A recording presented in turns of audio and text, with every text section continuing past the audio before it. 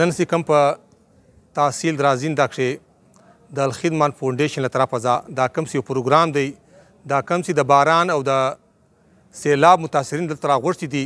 او دې کې 300 کسانو ته موږ پیکج ورکړ. تقریبا په دې باندې 22 लाख روپۍ لاګت راغلی دی. انشاءالله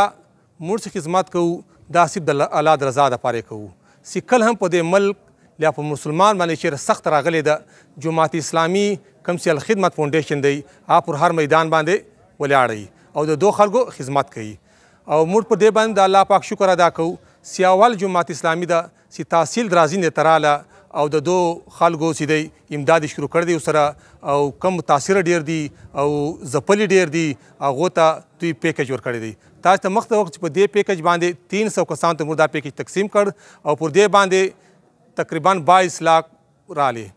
او سره انشاءالله موږ به دا کوشش کوو چې دا څور ایریا د زموږ بل ور به داسې د الخدمت له طرفه دا په اسنخیل علاقه کې داسې پروګرام کوو چې غریبانو ته دا متاثرو ته میلاو سو. په سلخیلو کښې به کوو، په قدیرزو کښې به کوو، په اوبخیلو کې به کوو، داسې د پرواړې په سیټ باندې به کوو. انشاءالله زموږ به دا کوشش شي چې موږ په هر علاقه کې د الخدمت فاونډیشن د جماعت اسلامي په تعاون سره موږ پروګرامونه وکوو او انشاءالله کوم چې موږ د بېلوث خدمت کوو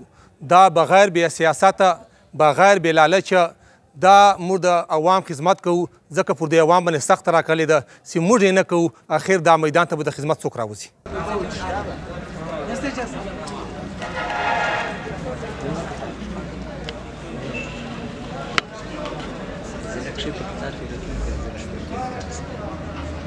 راځه